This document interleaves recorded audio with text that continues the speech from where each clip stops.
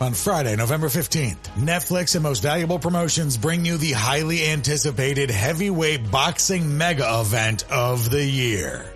Jake El Gallo Paul will go toe-to-toe in the ring against Iron Mike Tyson, the baddest man on the planet. Don't miss this epic showdown live from AT&T Stadium in Arlington, Texas. Watch Paul versus Tyson, Friday, November 15th at 8 p.m. Eastern, 5 p.m. Pacific, live only on Netflix.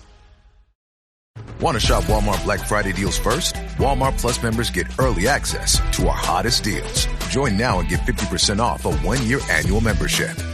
Shop Black Friday deals first with Walmart Plus. See terms at walmartplus.com.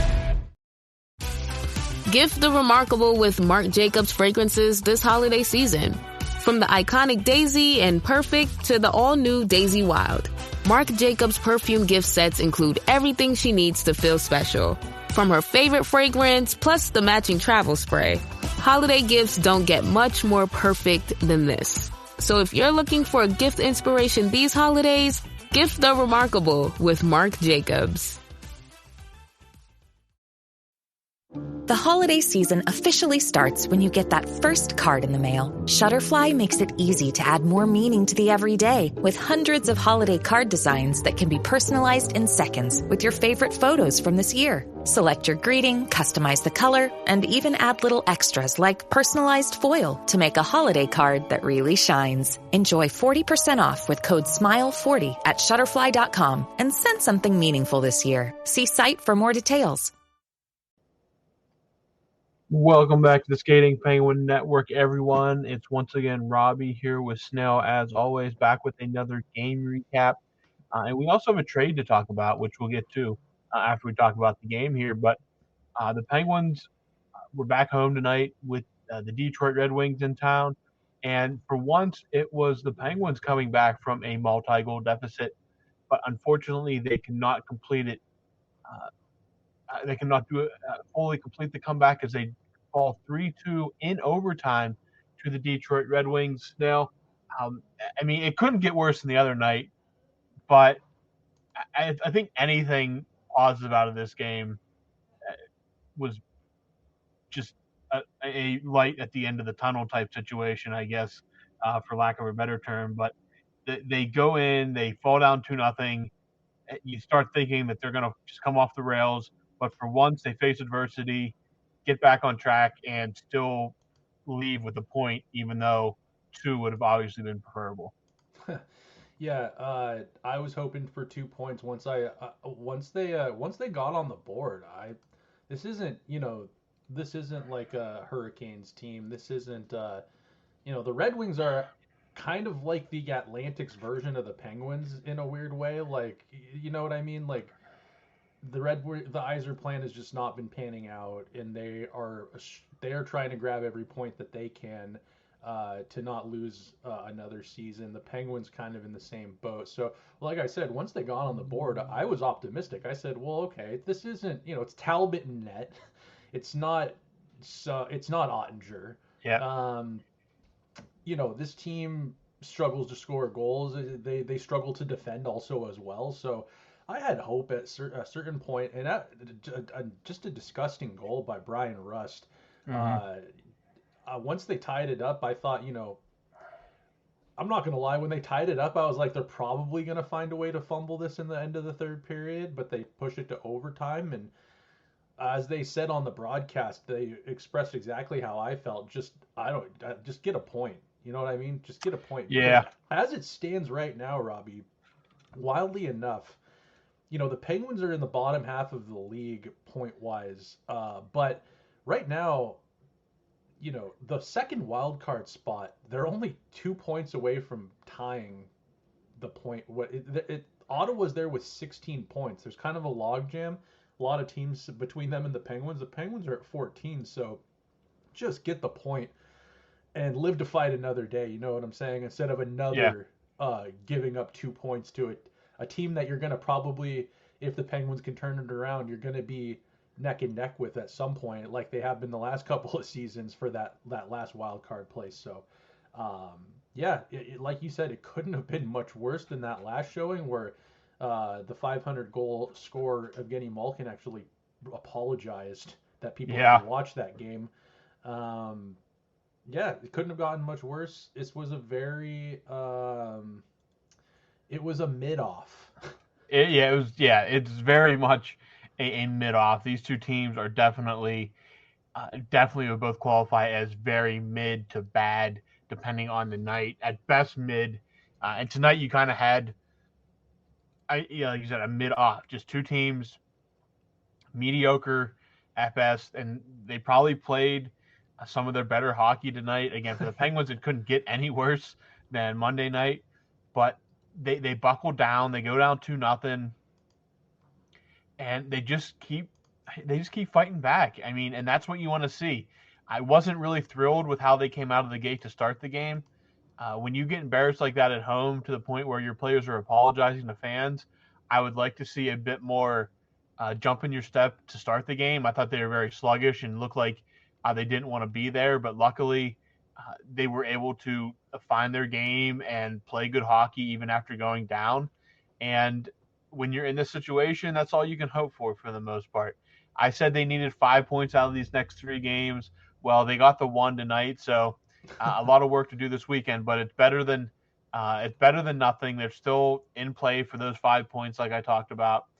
But against a team like Detroit, you don't like giving up 2 points. But after Monday, just anything positive from tonight was a bonus, and we saw a much better hockey team. I thought at least Alex Nedeljkovic I thought was pretty solid. There were some guys that weren't good again, but Brian Rust gets a goal. Michael Bunting gets another point. Anthony Beauvillier gets his 5th of the year. Crosby's back on the score sheet. You just like to see if they could find a way to get that extra one in the OT period, but unfortunately we're unable to do so, and Detroit gets that extra point. But I thought Malkin was going to bury that one at the end. Yeah. That's one of those typical 3-on-3 overtime moments where you get an amazing scoring chance one way and then there's another one going the other way, and that's just kind of 3-on-3.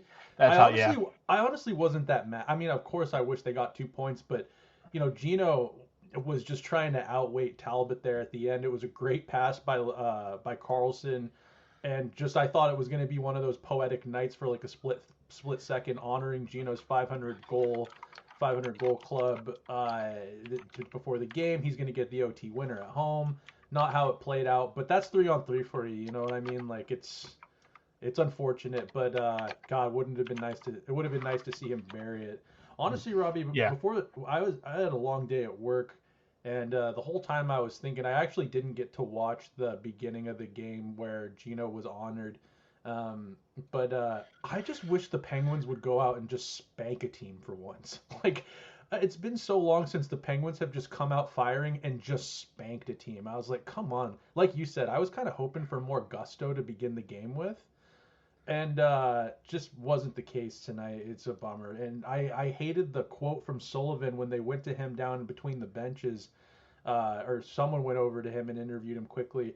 And he said something about Nedeljkovic giving them a chance to get their legs. That pissed me right off, because it's like, after a game like that, why do you have to find your legs? Where are they? Where are they lost at?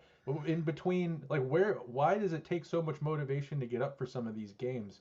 I don't understand. With you got all these veterans that are hungry to win and wanted to stay in Pittsburgh and all that, and you've got the youth that was supposed to inject energy into this lineup and speed, and you have to hope that Nedeljkovic is the one who gives you time to get your leg. Dude, Robbie, to me that's nonsense. I hate that comment. Yeah, I agree with that as well. You shouldn't need to find your legs, but it's just kind of frustrating, I think, overall as a fan. And the team, I mean, again, Monday night happened and it's over. It's past us. And I think tonight was just about resetting and focusing on getting anything positive out of the game, and they did. And that's the big takeaway from tonight for me. Even with the slow start, Nedeljkovic held them in there early. Cam Talbot, I thought, played good too as well for Detroit. He did. You said mid-off, and it was two mediocre teams And two mediocre teams will often produce entertaining hockey just because of the level they're at, and that's what we got tonight. Detroit is probably going to have games like the Penguins did on Monday, and that's just how it's going to be. But these two teams are going to hang around each other in the standings all year if it comes down to it. If they both can kind of get some momentum rolling here the last 60-ish games, maybe they're in a playoff battle. But I think from the Penguins' perspective, you have a Penguins team that's clearly in a rebuild type situation, which we've talked about extensively. But if you're a Red Wings fan, at what point does this just become exhausting from a Red Wings fan perspective? This has been going on. 2009 was the last time they were past, I believe, the second round of the playoffs. They haven't been in the playoffs since, I believe, 2015. And the Wiser plan, I don't know what every year we hear this is the year they take the step. They were close last year, but it just feels like a team that is completely stuck in maybe even a worse situation than the Penguins. Like the Penguins obviously have a clear rebuild going. Detroit is kind of stuck in neutral, or they're just on autopilot. It feels like that they're not going up or down. They're too good for the bottom to drop out, but they're not good enough to really break through to make any noise in a playoff situation. So, from a Red Wings perspective, if I'm a fan of the Red Wings, I'd be much more frustrated than what I am as a Penguins fan. I think if I was in that situation. Oh yeah, I mean we have it pretty good actually compared to Detroit fans. Just like, I mean, it was 2015, 16 I think was maybe the last year the Red Wings were in it, or maybe even that was the first year maybe they missed the playoffs. In their I think they hadn't missed the playoffs in like 20 years or something crazy like that. But yeah, I think about what it is with Detroit, and it's funny because it's like the Penguins have had their woes with prospects as well. Penguins just trade their draft picks. They don't even try to hit on them. They trade them before they can even get a lottery ticket. You know what I mean? So in Detroit, I just feel like they haven't hit on any of them, and now I feel bad for Stevie Y because I feel like he's had to go out and sign some veterans just to like bring some sort of talent onto this team. Like I think that that one dude, Anthony Mando, was like one of their rebuilding prospects that they gave up on him a long time ago. Yeah, and then they brought in Verana as they brought him in at one point to try to, and then they were like that Philip Zadina character. I think he's out of the league now. They got rid of Jacob Wallman. They got rid of that one right shot guy who's over in Vancouver now with Quinn Hughes.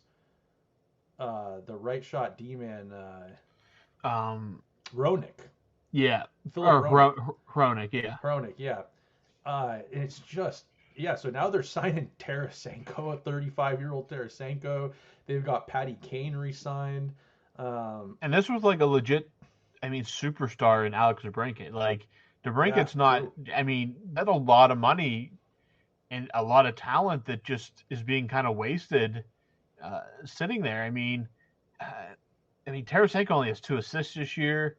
Kane has 3 goals. Larkin only has 3 assists. Now, Lucas Raymond is obviously a stud. I'm surprised he didn't score tonight. He usually kills the Penguins. Yeah, he does. But yeah, he's a superstar. DeBrincat.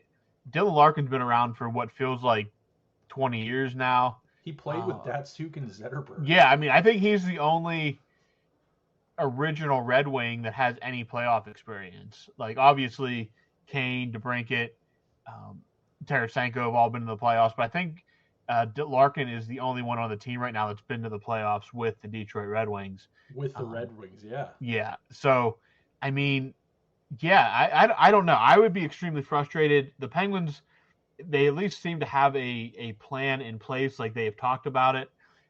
Detroit, I think every year they're being fed the same garbage, and at some point, I don't know. I feel like very, very frustrated to have to go through this every year, the promise, and then it just all falls apart. They're already only 15 points through 15 games. That's not going to be good enough to get to the playoffs. at that pace. So I'd have to think that if I'm a Red Wings fan, I'm highly, highly disappointed. Do they have 15 points? Now they do. Yeah, they have 7 wins, 7 losses, and an overtime loss. Okay, So, 15 through 15 games is not going to be enough to get you to the playoffs at that pace. They're going to have to pick it up at some point. But I feel like they're not even a team, like, if they get into the playoffs, maybe they win. Noise. Maybe they win 2 games. I mean, maybe if that. maybe they're not a top tier contender. They're not even mentioned.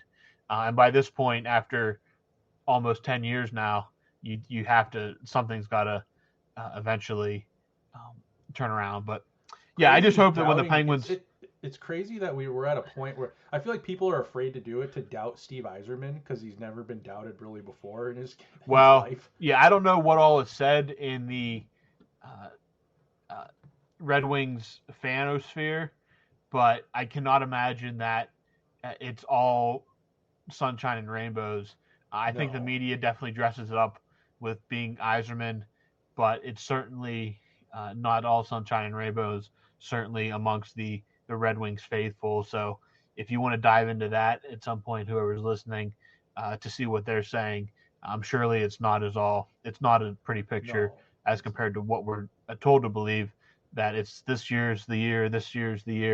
And yeah, I don't know. You'd think not, but you don't know, which is it's crazy because, like, I mean, I think this will be 10 years if they don't make the playoffs this year. That's unheard of from Detroit. If growing up watching hockey, they were just a staple in the playoffs. And yeah, I just certainly hope that 5-6 years from now, we're not talking about the Penguins in the same exact situation. Oh God, no, I don't think so. In a still mid after 5 years of rebuilding. So yeah, I definitely. think that, like, Detroit right now and like the Sabres are like an anomaly. Like, I feel like I don't know. It takes like some sincere fumbling or balls not bouncing your way to like stay in mediocrity for that long. Hopefully the Penguins aren't. I feel like one day we could wake up and realize that a rebuild's happened before our eyes in like a couple of years and be like, it was almost like we got like anesthesia. We like watched a couple of years of like mid hockey, and then all of a sudden you wake up and you're like, the cupboards are stocked with prospects. Sid's about to retire, but he's leaving them in good hands. That's what I'm hoping for, at least. That'd be great. That could be so delusional. That could be so delusional. Would be fantastic. Would certainly be fantastic. But Penguins lose 3-2 in overtime to the Red Wings. Russ gets a goal. Beauvillier gets a goal. They do come back and rescue a point, which silver linings after the other night. But Sam Poulin was called up. Sam Poulin did play tonight. This is his first game of the season. He was called up. I think he was technically in Pittsburgh for Monday's game, but did not dress. He did dress in this game. Nothing on the score sheet for him. I think this is only it's crazy. 2019 first-round draft pick playing his 4th or 5th career NHL game. So definitely, we kind of know where that's headed. He's going to be at most flopping between the AHL and NHL unless for some reason he can find a way to stick more permanently. But there is a permanent roster spot open now. There is.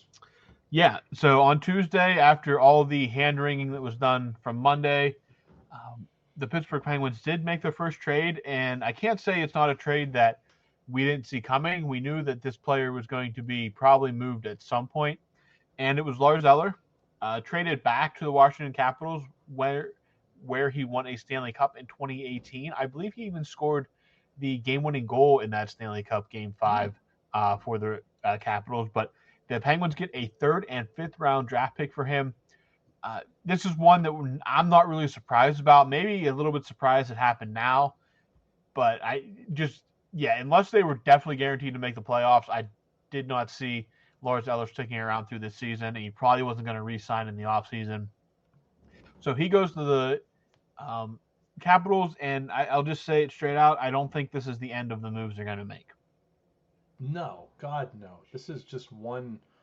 I was surprised there wasn't more of a slew of them that happened. Like, I thought maybe when it came out that a lot of players were available, if your name's not Sidney Crosby, I thought it was going to be like a bit of a fire sale, but I'm kind of glad it wasn't. Yeah, Washington just getting out in front of it right now. It felt like a trade deadline pickup because, like you said, he wasn't signed for next year. He's going to be an unrestricted free agent at the end of the year. He's 35 years old. He's been having a great start to the season. Washington's familiar with him. If you're a team looking to add center depth that can score and to kill penalties too, I mean, it's a great pickup for Washington. And as far as the return, Want to shop Walmart Black Friday deals first? Walmart Plus members get early access to our hottest deals. Join now and get 50% off a 1-year annual membership. Shop Black Friday deals first with Walmart Plus. See terms at walmartplus.com. The number one selling product of its kind with over 20 years of research and innovation. Botox Cosmetic, out of botulinum toxin A, is a prescription medicine used to temporarily make moderate to severe frown lines, crow's feet, and forehead lines look better in adults. Effects of Botox Cosmetic may spread hours to weeks after injection, causing serious symptoms. Alert your doctor right away as difficulty swallowing, speaking, breathing, eye problems, or muscle weakness may be a sign of a life-threatening condition. Patients with these conditions before injection are at highest risk. Don't receive Botox Cosmetic if you have a skin infection. Side effects may include allergic reactions, injection site pain, headache, eyebrow and eyelid drooping, and eyelid swelling. Allergic reactions can include rash, welts, asthma symptoms, and dizziness. Tell your doctor about medical history, muscle or nerve conditions including ALS or Lou Gehrig's disease, myasthenia gravis, or Lambert-Eaton syndrome and medications, including botulinum toxins, as these may increase the risk of serious side effects. For full safety information, visit BotoxCosmetic.com or call 877-351-0300. See for yourself at BotoxCosmetic.com. Prep for Thanksgiving at Whole Foods Market. Save now on no antibiotics ever frozen whole turkey, just $1.49 a pound with Prime. Sales on brie and select seafood appetizers help get things started. For sides, go with wallet-happy favorites from 365 by Whole Foods Market. And finish with decadent desserts from the bakery. Or get your whole spread catered. Just order early. Get Thanksgiving ready at Whole Foods Market. Terms apply. This year, Santa's bringing the power of Energizer into his workshop. Whoa, the Energizer Bunny's got so much power. Wait, he's powered up all the toys. I think that means we're done for the year. I love this bunny. He's the hardest working helper the North Pole has ever seen. And he wants all your gifts to have the power of the #1 longest lasting AA battery. So this holiday season, stock up on Santa's and the elves' favorite battery, Energizer Ultimate Lithium. Lottery tickets in it's whatever in the next in a couple next year and then in a couple years. So whatever, I don't mind the return. It is. It's lottery tickets. They're gonna, by the end of this season, the Penguins might have like 10 draft picks this year, and 9 of them are going to be, actually technically 10 of them will be lottery tickets. Yeah. And that's how the drafting is. It's like that for every sport. But no, you get some futures for it. I think there was no way they were going to make like a blockbuster in 48 hours just because there's so much that goes into moving these big contracts, and you have clauses and stuff like that. Kyle Dubas did drop the "if you're not Sidney Crosby, you could be traded" line. Don't necessarily believe that at all. I just don't think that everybody's on the market. I believe Pettersson, they might look at moving at some point. I think he would be another name that would definitely bring some, but I think he would bring more of a haul in February, March than he would right now. For so sure. Yeah, gonna probably wait on that one. Well, now you kind of need Pettersson right now. They're not cooked. Like they're not they're not out of the fold completely already. Like I said, they're only a few points out of being in a playoff spot. So I think the biggest move you can make right now is the head coach. I really think that is. Does Dubas's kind of like little gunshot, like does his little warning that if your name's not Sid, you could potentially be on the block, does that resonate to the coaches? Could. I don't know what's going on behind those closed doors, but it absolutely could. And after Mike Sullivan's comments after the game on Monday, it kind of gave you the vibe of dead man walking. It felt like an exasperated answer of, I don't have any real answers for you right now or anymore. That's just kind of the vibe I got. Again, might not be immediate, but if they go out and lose both this weekend, we could be telling a different story. Heck, if they would have lost, if they would have gone out and got embarrassed tonight, it could be telling a completely different story. We could be going on a game-by-game basis, which I don't think is necessarily healthy, but I'm not the one making those decisions. So I still think the most significant move you can make in a pinch is the head coach, just because trades, there's too many moving pieces. You're not going to get a player that's going to turn your season around right now at this point in the year. I think the quicker move is the coach, and it's just that remains a wait and see for fans and everyone alike. Yeah, I agree with you. I think that I've been asking for it for a while now. I think that it's just that we saw it since opening night. Yeah, they had some good games in there, but it's the same thing. It's the same thing being kind of, it's the same thing being put out, the same product being put out on the ice every night. And I think that I'll say it again, Robbie. I don't think this roster is that bad. Like, I really don't think that the Penguins roster is this atrocity that's just bound to be a lottery team. Like, when they show flashes of potential, I think they look really good and they can beat good teams, and typically teams that can beat good teams end up in the playoffs. And I really think that I'm on board with the, not so much like fire Sully in like a mean way of like, or like a way that like I'm like I have my feelings hurt, and it's like, dude, let's not waste his time either. Like, there's probably a team out there with the right pieces in place that would thrive under his coaching.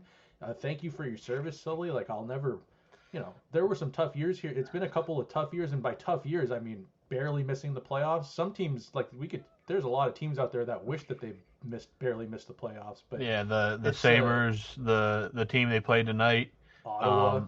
A lot of teams would still wish to be the Penguins. So from that perspective, you still have to feel pretty good in my mind. But I was gonna say, I quickly, like, I think Sullivan, like, yeah, like, I wouldn't, it'd be it wouldn't be a bad breakup. It would be like, let's just part ways. Yeah, it would just be mutual, and time to move forward. Yeah, and I wanted to say too quickly about the Lars Eller trade is I actually really like that a trade happened.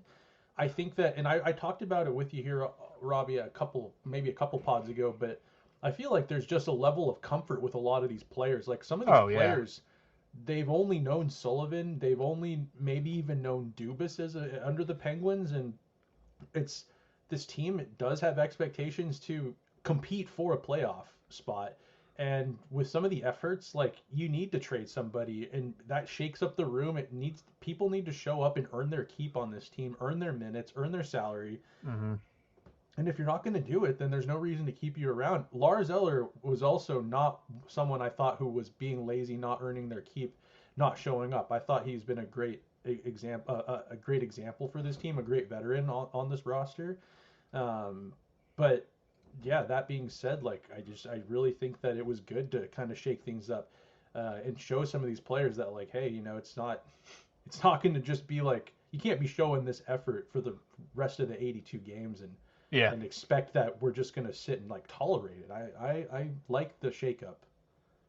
Yeah, sending a message. A little sending a message. You got a guy that was probably going to be traded anyway, so no real worse for wear from that angle. So yeah, I can't really say that I'm too disappointed with how that turned out. But this weekend, Columbus, San Jose, at Columbus on Friday night, San Jose back home on Saturday night. So a second back-to-back this week, and the first of 3 straight weekends where the Penguins are playing Friday, Saturday back-to-back. So a lot of hockey coming your way. I will say that a listener will be in town this weekend for some Penguins hockey.